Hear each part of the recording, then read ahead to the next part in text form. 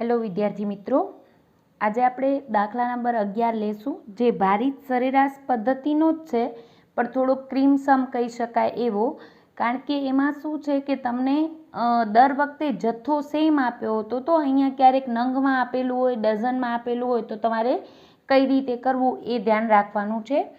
દાખલા નંબર 11, અશોક ટ્રેડર્સના માલની આવક જાવક નીચે પ્રમાણે છે, તેને આધારે આપણે ભારિત સરેરાશ પદ્ધતિએ સ્ટોક પત્રક તૈયાર કરો એમ પૂછ્યું છે.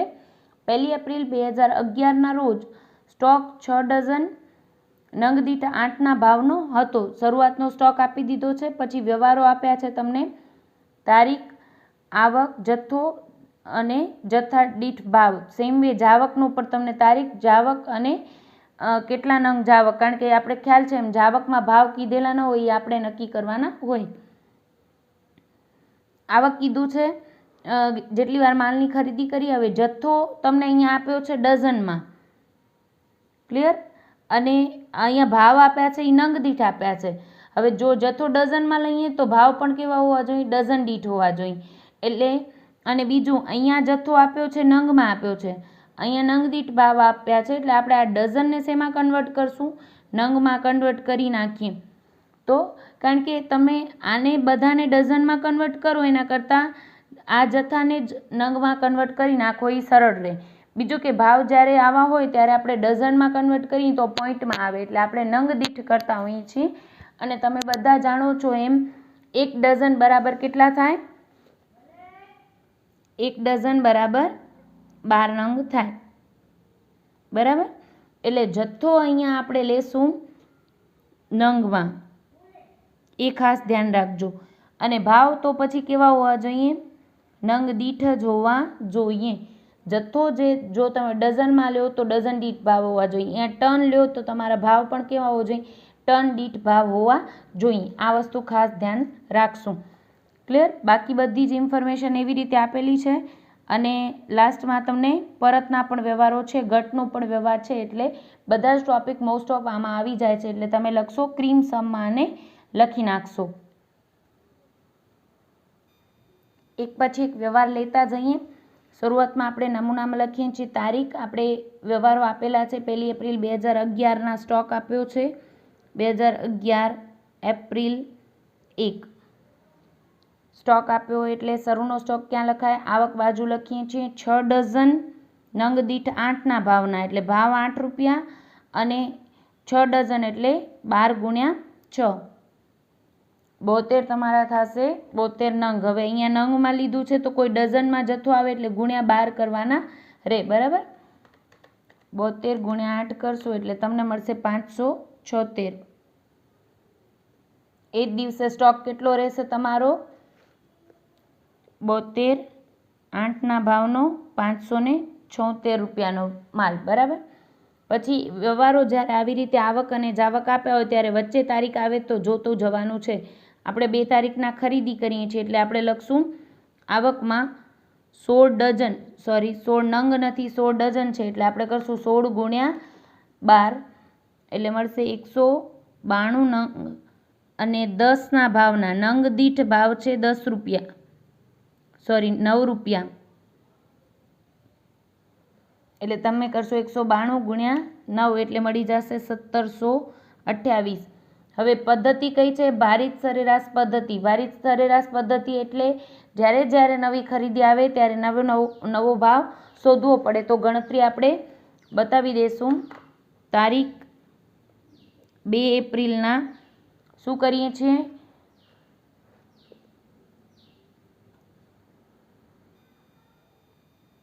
P1 Q1 એટલે પહેલી ખરીદીનો ભાવ ગુણ્યા પહેલી ખરીદીનો જથ્થો વત્તા P2 Q2 એટલે બીજી ખરીદીનો ભાવ ગુણ્યા બીજી ખરીદીનો જથ્થો ભાગ્યા Q1 વત્તા Q2, ક્લિયર. સિમ્પ્લિફાય કરી દઈએ. ટોટલ ઓલરેડી તમારી પાસે હશે જ 576 વત્તા 1728, ઓલરેડી આપણે અહીંયા ગુણાકાર કર્યા જ હશે, બરાબર. 576 વત્તા 1728 ભાગ્યા 192 પ્લસ 72 કરશો એટલે તમને મળશે 294. 64.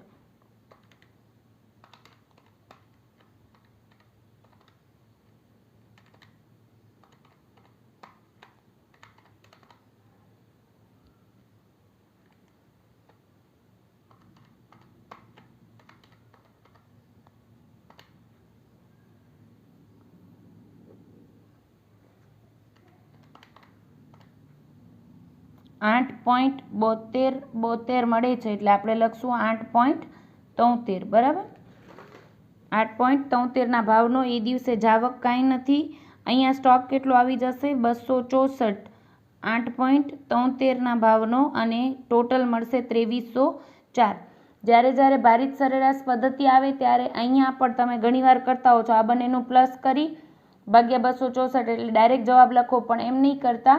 અહીંયા એક સ્ટેપ કરજો જેથી એ તમને લખવામાં ડાયરેક્ટ તમને કામ આવે. બરાબર. 2304 બંનેનું ટોટલ એ તમારી કુલ રકમ 264 ડંગ 8.73ના ભાવના. આના ગુણ્યા આ કરશો તો આટલી રકમ નહીં આવે, કારણ કે આપણે અહીંયા રાઉન્ડ ઓફ લીધા હશે એટલે ભારિત સરેરાશમાં ભૂલ ન થાય એટલા માટે તમારે અહીંયા ટોટલ કરવાનું છે ને, એટલે જ આ સ્ટેપ પણ ખાસ કરશો તો ભૂલ થશે નહીં. એના પછી 6 તારીખનો વ્યવહાર આપ્યો છે. પાછી ખરીદી છે 18 ડઝન છે.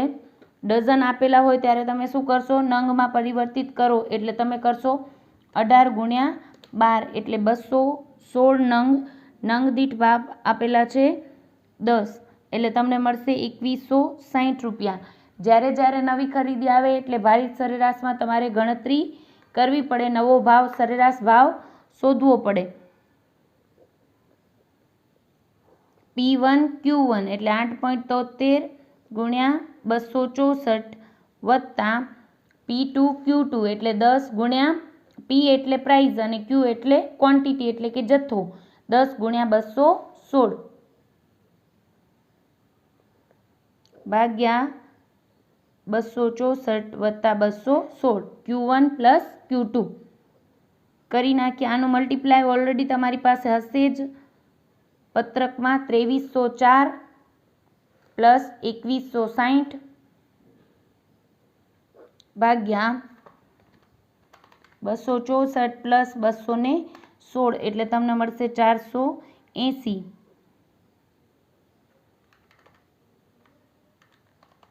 $2304 પ્લસ 2160 એટલે તમને મળશે 4464 ભાગ્યા કરશું 480 એટલે તમને મળી જશે 9.3. એક્ઝેક્ટમાં મળી ગયું છે એટલે આપણે લખી નાખીએ 480. આપણે સ્ટોક કઈ રીતે લખીએ છીએ સ્ટોકની કોલમ? તો કે પહેલે 264 હતું પ્લસ આવક 216 એટલે 480. ભાવ હવે કયો થઈ ગયો? સરેરાશ ભાવ બંનેનો થઈને આના ગુણ્યા 9.3 કરશો તો પણ એટલા જ આવશે, કારણ કે આ એક્ઝેક્ટમાં આવ્યું છે એટલા માટે. અને નહીતર તમારી પાસે આ બંનેનું ટોટલ ઓલરેડી છે. શું કરવાનું છે? ભારિત સરેરાશમાં આટલાનો માલ હતો પ્લસ 2160નો આવ્યો એટલે બંનેનું ટોટલ કરવાનું છે. અને જાવક હોય ત્યારે શું કરવાનું છે? કુલમાંથી જાવક કરીને તમારે અહીંયા બતાવવાનું છે, તો જ ભારિત સરેરાશમાં ભૂલ નહીં થાય. આના પછી 14 તારીખના આવકથી પહેલાં આપણે જાવક સાઈડ કીધું છે. 10 તારીખના જોબ પર માલ આપ્યો 180 નંગ. જાવકમાં ક્યારે તમને ભાવ નહીં આપેલા હોય અને એમાં ખાસ યાદ રાખજો નંગ જ આપેલા છે એટલે ગુણાકારમાં 12 કરવાના નથી. આપણે નંગ જથ્થો કઈ રીતે રાખ્યો છે? નંગ જ રાખ્યો છે, ડઝન રાખ્યો નથી. જો ડઝન હોય તો ગુણ્યા 12 કરીને નંગમાં ફેરવવા પડે, પણ જાવક બધા નંગમાં જ આપેલા છે એટલે ડાયરેક્ટ લખશું. હવે આપણે જાણીએ છીએ એમ ભારિત સરેરાશ હોય ત્યારે આપણે નવો ભાવ શોધવાની જરૂર નથી. હવે બધો જ માલ કયા ભાવનો છે? 9.3ના ભાવનો એટલે 9.3 ગુણ્યા 180 કરશું એટલે આપણે મળી જશે 1674. હવે આપણે શું કરીએ છીએ તો કે ભાવ સરેરાશ એ જ રાખવાનો છે. 480 નંગ માલ હતો પ્લસ અને જોબ પર આપ્યો 180 એટલે 480 નો હતો એમાંથી માઇનસ કરશું 180 એટલે કેટલા બચ્યા? હવે 300 નંગ. 4464નો માલ હતો એમાંથી 1674નો માલ મોકલાવી દીધો જોબ પર એટલે કેટલાનો બચશે? 2790 રૂપિયાનો માલ બચશે. બરાબર. આના પછી 17 તારીખના જાવક છે, એના પહેલાં 14 તારીખના ખરીદી છે. હવે ખરીદી આવી નંગમાં 240 નંગ. આ ખાસ ધ્યાન રાખજો. 14 તારીખના માલની ખરીદી છે 240 નંગ અને ભાવ ડઝનના આપ્યા છે. તો આપણે નંગ દીઠ બનાવ્યું છે આખું સ્ટોક પત્રક, તો નંગમાં રાખશું. ભાવને નંગમાંથી શેમાં પરિવર્તિત કરશું? ડઝનના ભાવ છે એને નંગમાં પરિવર્તિત કરશું. એટલે આપણે કરશું 240 નંગ અને ડઝનના ભાવ 144 છે. એટલે આપણે શું કહીશું? ડઝનના 144 તો ભાગ્યા 12 કરીએ એટલે શું મળી જાય? આપણે 1 નંગના ભાવ મળી જાય. 12 નંગના 144 તો 1 નંગના કેટલા? એટલે તમને મળી જશે 12 રૂપિયા. ગુણ્યા 240 કરશો એટલે આ માલ થયો 2880 નો નવો આવ્યો છે. એ દિવસે જાવક કંઈ નથી. સ્ટોકમાં આપણે શું કરીએ છીએ? ભારિત સરેરાશ આવે એટલે જ્યારે લીફો અને ફીફોમાં શું જોવાનું છે? જ્યારે જાવક થાય ત્યારે જોવાનું છે કે કઈ પદ્ધતિ છે. જ્યારે ભારિત સરેરાશમાં શું કરવાનું છે તમારે? જ્યારે નવી ખરીદી આવે ત્યારે સરેરાશ ભાવ શોધવો પડશે. તમે કરશો P1 plus into Q1 plus P2 12 into Q2 Q1 plus Q2 બરાબર. આનું ગુણાકાર ઓલરેડી તમારી પાસે સ્ટેટમેન્ટમાં છે 2790 વત્તા 12 ગુણ્યા 240 તમારી પાસે ઓલરેડી છે અહીંયા 2880 બરાબર, ભાગ્યા 300 પ્લસ 240 એટલે બચ્યા 540. 2790 પ્લસ 2880 એટલે મળશે 5670 ભાગ્યા 540 એટલે મળશે 10.5. એક્ઝેક્ટમાં મળે છે. પોઈન્ટમાં આવે તો પણ ધ્યાન રાખવું. પોઈન્ટ પછી કાં તો 4 ડિજિટ લેવા અથવા તો 2 ડિજિટ કરો ત્યારે અહીંયા સ્ટોકમાં ભૂલ થાય નહીં એની તકેદારી રાખવી. હવે આપણે અહીંયા શું કરીએ છીએ? 10.5 લખીએ છીએ પણ સ્ટોકમાં સરવાળો જ કરશું આપણે જથ્થાનો અને રકમનો. 300 નંગ હતા અને 240 નવા ખરીદી કરી તો કેટલા આવ્યા? સ્ટોક એ દિવસે 540 નંગ. 2790નો માલ હતો અને 2880નો આવ્યો એટલે 2790 પ્લસ 2880 જે હમણાં જ આપણે અહીંયા કર્યા છે એટલે કેટલા આવ્યા? 5670. એટલે જ હું કહું છું કે તમે શું કરશો? જ્યારે ઘણા વ્યવહારો આવશે ત્યારે તમે આ એક સ્ટેપ કર્યો હશે, ડાયરેક્ટ કરવા નહીં જાઓ તો અહીંયા જ તમારી પાસે ઓલરેડી હશે જ. ક્લિયર? આના પછી છે 17 તારીખનો વ્યવહાર આપણે જાવક તરીકેનો. જોબ પર માલ આપ્યો 120 નંગ. નંગમાં જ છે એટલે તો ડાયરેક્ટ લખવાનું છે. હવે કયા ભાવનો માલ પડ્યો છે આપણી પાસે? 10.5ના ભાવનો. એટલે કરી 10.5 ગુણ્યા 120 એટલે મળશે 1260. ભાવમાં કંઈ કરવાનું નથી. સરેરાશ ભાવ આવ્યા એ એઝ ઇટ ઇઝ રાખશું.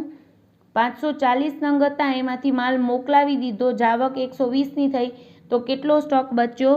420 એકમો 10.5ના ભાવના. પણ આ ગુણાકાર નથી કરવાનો. જનરલી જ્યારે પોઈન્ટ પછી ડિજિટ એક્ઝેક્ટ ન લીધા હોય તો પણ ભૂલ ન થાય. એટલે ભારિત સરેરાશ પદ્ધતિમાં ખાસ તમારે શું યાદ રાખવાનું છે? આપણે જો આવક હશે તો પ્લસ કરશું જથ્થાનું અને કુલ રકમનું, અને જાવક હશે તો પણ આપણે શું કરશું? જથ્થામાંથી માઇનસ કરશું અને કુલમાંથી પણ માઇનસ કરશું. એટલે 5670 માઇનસ 1260 કરશું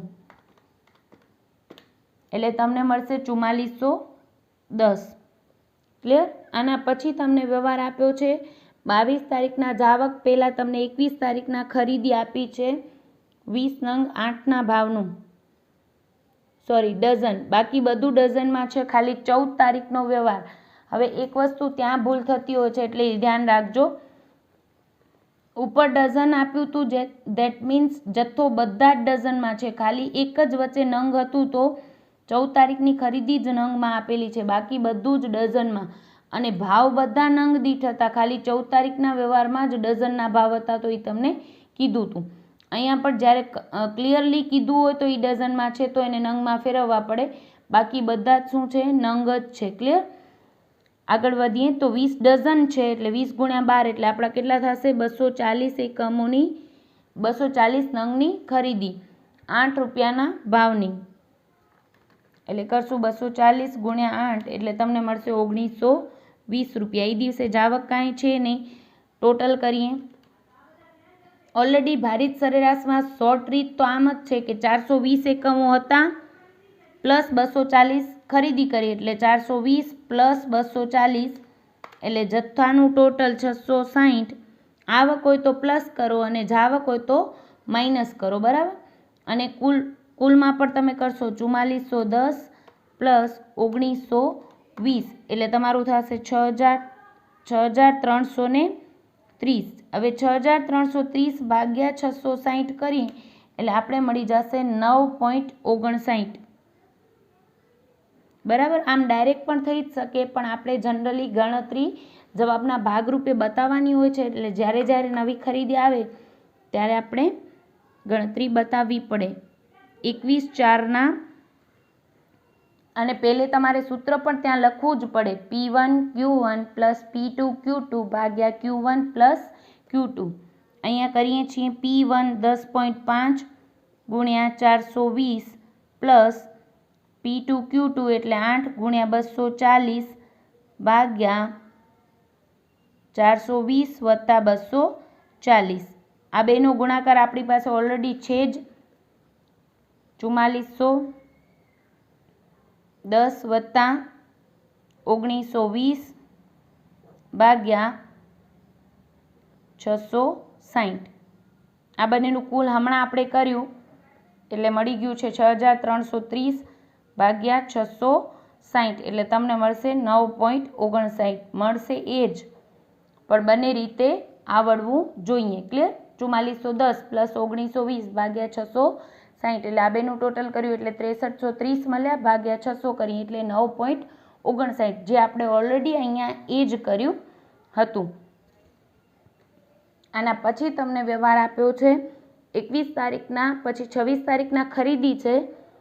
એના પહેલાં 22 તારીખના તમને ઘટ આપી છે. ઘટ એટલે એટલો માલ બગડી ગયો એટલે આપણે શું બતાવીએ છીએ? જાવક તરીકે એટલો માલ ઘટ્યો એટલે 15 નંગ કીધા છે ઘટ તરીકે. 15 નંગ હવે કયા ભાવના?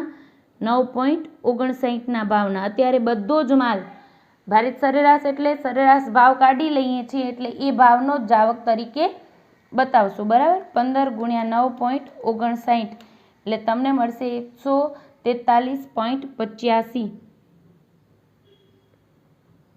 પોઈન્ટમાં આવે ત્યારે ખાસ ધ્યાન રાખવું. આપણે શું કરશું હવે? 660માંથી 15 નંગ ગયા એટલે 645 9.59ના ભાવના. પછી આના મલ્ટીપ્લાય નથી કરવાનું. 6330 માઇનસ 143.85 એટલે તમને મળશે 6186.15. પછી 26 તારીખના ખરીદીથી પહેલાં હજી 25 તારીખના જાવક છે તો બતાવી દઈએ. જોબ પર માલ આપ્યો 14 ડઝન. ડઝનમાં છે એટલે નંગમાં કન્વર્ટ કરવા પડશે. 14 ગુણ્યા 12 એટલે આપણે મળશે 168.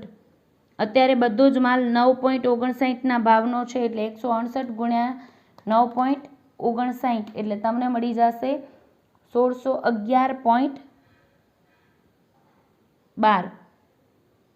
વળી પાછું જ્યારે જ્યારે આવું આવે ત્યારે પોઈન્ટમાં આવે ત્યારે શું કરવાનું છે? કુલની કોલમ અને જથ્થાની કોલમમાંથી જાવક માઇનસ કરવાની છે. એટલે આપણે કરશું 6186.15 માઇનસ 1611.12, બરાબર.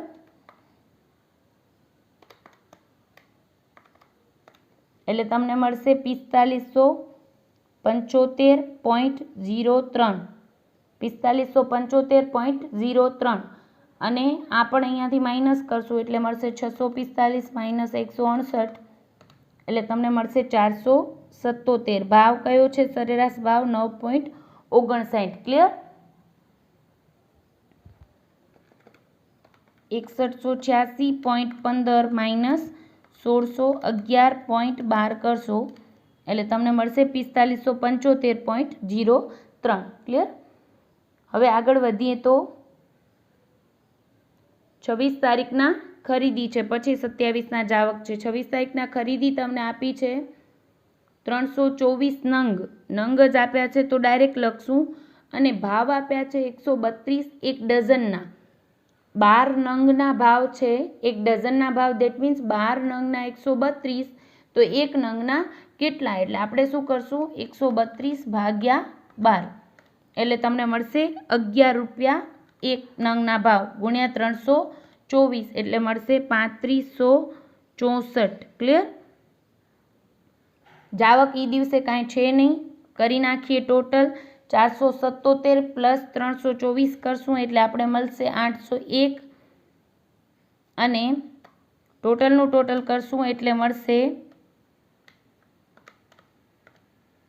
8139.03, 8139.03, અને એના ભાગ્યા કરશું 801, એટલે આપણે મળી જશે સરેરાશ ભાવ 10.16. આ ડાયરેક્ટ પણ આવડતું હોવું જોઈએ, પણ કેલ્ક્યુલેશન આપણે બતાવવાની જ છે એટલે આપણે કરશું જ. 26/4 P1Q1, P1Q1 એટલે 9.59 ગુણ્યા 477, 9.59 ગુણ્યા 477 પ્લસ P2Q2 11 ગુણ્યા 324 ભાગ્યા 477 વત્તા 324. આ બંનેનો ગુણાકાર ઓલરેડી સ્ટેટમેન્ટમાં તમારી પાસે હશે જ. 4575.03 વત્તા 3564 ભાગ્યા આ બેનું ટોટલ 801. 4575.03 પ્લસ 3564 એટલે તમને મળી જશે 8139.03 ભાગ્યા 801, એટલે મળશે તમને કિંમત 10.16, જે ઓલરેડી આપણે અહીંયા સ્ટેટમેન્ટમાં શોધી લીધી છે. ક્લિયર? પણ આ રીતે તમને રીત બતાવવાની જ છે એટલે આ રીતે કરશો ને સ્ટેપ પણ બતાવશો તો તમને ડાયરેક્ટ સ્ટેટમેન્ટમાં લખવાનું જ રહેશે. 26 તારીખ પછી વ્યવહાર તમને આપ્યો છે, 27 તારીખના જોબ પર માલ આપ્યો. હવે અહીંયા કરેક્શન કરશો. બુકમાં જોબ પર માલ આપ્યો તમને કદાચ 46 નંગ છપાયા હોય તો કરશો 96 નંગ. બુકમાં કરેક્શન કરશો. 27 તારીખના જોબ પર માલ આપ્યો 96 નંગ, એટલે આપણે કરશું જાવક તરીકે 96 નંગ. હવે જે માલ છે એ કયા ભાવનો છે? 10.16ના ભાવનો. ક્લિયર? એટલે 10.16 ગુણ્યા 96 એટલે તમને મળશે 975.36. જાવકો એટલે ડાયરેક્ટ કરવાનું છે 801 માંથી 96 માઇનસ કરશું અને કુલમાંથી કુલ માઇનસ કરશું.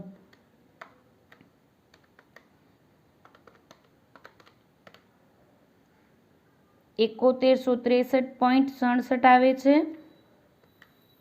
સરેરાશ ભાવ 10.16 અને 801 માઇનસ 96 કરીએ એટલે આપણે મળશે 705. ક્લિયર? એના પછી તમને 29 તારીખના કીધું છે જોબ પરથી માલ પરત આવ્યો. જોબ પરથી માલ પરત આવે એટલે આપણે અહીંયા આવે છે એટલે આવક તરીકે બતાવશું. 29 તારીખના 6 ડઝન કીધા છે એટલે 72 નંગ 12 ગુણ્યા 6, અને 27 માંથી પરત આપણે શું કીધું છે? જોબમાંથી પરત આવશે ને ત્યારે કઈ તારીખના મોકલેલો એ કીધું હશે. આપણે 27 તારીખના જે જોબ પર માલ મોકલ્યો છે 96 નંગ, એમાંથી 6 ડઝન પાછા આવે છે, એટલે આપણે એ દિવસે 27 તારીખના જે ભાવે મોકલ્યો હશે એ ભાવે પાછો લેશું. એટલે આપણે અહીંયા 10.16ના ભાવે મોકલ્યો તો એટલા ભાવે પાછો લેશું. 72 ગુણ્યા 10.16 એટલે તમને મળશે 731.52 રૂપિયા. એ દિવસે જાવક કાંઈ છે નહીં. 705 એકમો હતા અને 72 એકમો આવ્યા, એટલે આપણી પાસે હવે કેટલા થશે? 777 એકમો 10.16ના ભાવના. એ જ ભાવનો માલ પાછો આવ્યો છે એટલે સરેરાશ ભાવ બદલાશે નહીં. આગળના કોઈ મોકલેલ માલમાંથી પરત આવ્યો હોત તો આપણે ફરીથી સરેરાશ ભાવ શોધવો પડત. ક્લિયર? ટોટલનું ટોટલ કરશો, અહીંયા ગુણ્યા 16 નહીં કરો કારણ કે 10.16 આપણે રાઉન્ડ ઓફ કરીને લીધા છે. 7163.67 પ્લસ 731.52 કરશો એટલે તમને મળશે 7895.19. ક્લિયર? હવે લઈએ છીએ છેલ્લો વ્યવહાર. 30 તારીખના તમને ઘટ કીધી છે 20 નંગ. 30 તારીખના ઘટ એટલે એટલો માલ ઓછો થઈ ગયો તો જાવક તરીકે બતાવવું પડે. જોબ પરથી માલ પરત આવે તો તમારી પાસે આવ્યો એટલે આવક બતાવવાની, અને ઘટ પડે દેટ મીન્સ એટલો માલ ગયો, ક્યાં ગયો એ ખ્યાલ નથી તો જાવક તરીકે 20 નંગ બતાવશું. ક્લિયર? હવે જે માલ પડ્યો છે એમાંથી 10.16ના ભાવનો છે એટલે 10.16 ગુણ્યા 20 નંગ કરશું આપણે એટલે મળશે 203.2. 777 એકમો હતા એમાંથી 20 એકમો ગયા એટલે કેટલા બચે? 757 એકમો 10.16ના ભાવના. પછી ગુણાકાર નથી કરવાનો. ભારિત સરેરાશમાં ભૂલ અહીંયા થતી હોય છે. પોઈન્ટમાં રાઉન્ડ ઓફ કર્યા હોય પછી તમે અહીંયા ગુણાકાર કરો એટલે 1-2 રૂપિયાની ભૂલ આવે ને છેલ્લે તમારી 5 રૂપિયાની ભૂલ આવી જતી હોય, 5-10 રૂપિયાની. એટલે તમારે શું કરવાનું છે? કુલમાંથી જાવક હોય તો માઇનસ કરવાનું અને આવક હોય તો પ્લસ કરવાનું છે.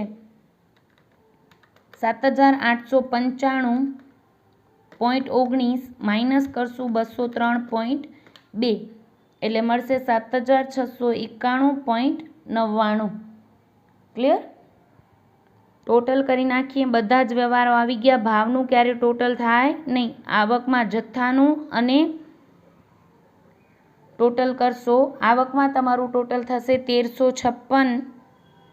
બધા જ આવકમાં જેટલા નંગ હતા એ બધા ટોટલ કરશો.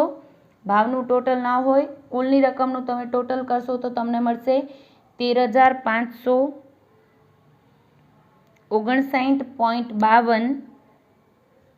જાવક તરીકે નંગનું ટોટલ કરશો તો તમને 599 નંગ મળશે. એનું ટોટલ મળશે તમને 586.53 સમથિંગ. પોઈન્ટ પછી ડિજિટમાં ફેરફાર હોઈ શકે. તમારો 53ની જગ્યાએ 43 આવે છે તો એ કોઈ ફેરફાર નથી. 1-2 રૂપિયાની ચેન્જીસ ભારિત સરેરાશ પદ્ધતિમાં ચાલે છે કારણ કે રાઉન્ડ ઓફ કર્યા હોય તો ચેન્જ આવી શકે. બાકી મોસ્ટ ઓફ 4-5 રૂપિયાની કે 10 રૂપિયાની ભૂલ આવે છે તો એ ધ્યાન રાખવાનું. ને મેં તમને કીધી છે એ પ્રમાણે હિન્ટ યાદ રાખજો.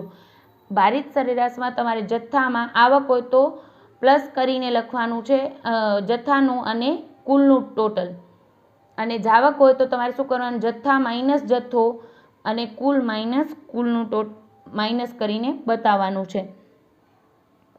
અને આવક અને જાવકમાં આપણે કુલ કરીએ છીએ. જ્યારે સ્ટોક હોય ત્યારે આપણે શું લખતા હોઈએ છીએ? છેલ્લી તારીખે કેટલો સ્ટોક હતો તો 757 નંગ 7691.99ના ભાવના. ક્લિયર? Thank you.